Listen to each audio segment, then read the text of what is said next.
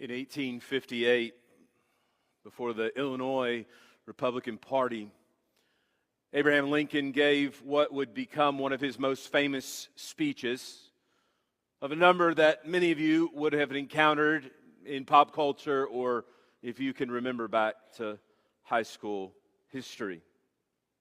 He stated, "A house divided against itself cannot stand. I believe this government cannot endure permanently, half slave and half free.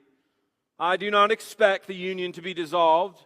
I do not expect the house to fall, but I do expect it will cease to be divided. It will become all one thing or all the other." It's a pretty profound statement.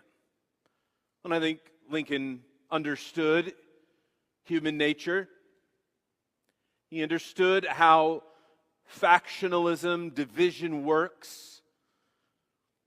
That division is only tolerated by humanity for a period before it becomes all of one thing or all of the other thing.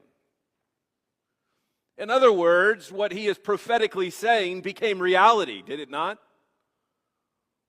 Our country couldn't remain divided. It had to unite around something, and ultimately it did.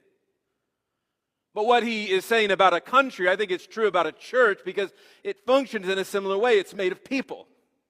And it can be all about one thing, but it can't be about two things. Just as your life can't be about multiple things, it has to be really just about one thing.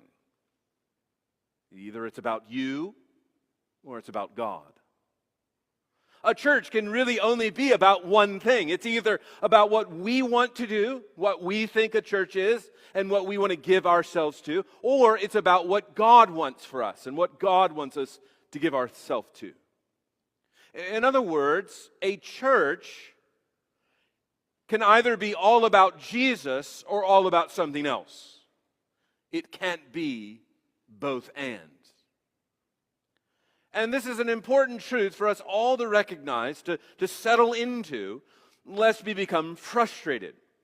When you think about churches that split, for example, why does a church split? Well, because you have a group of people that want to be all about one thing and another group that wants to be about another thing. And, of course, they can't be about both things, and so they need to form two separate churches to be about those two things.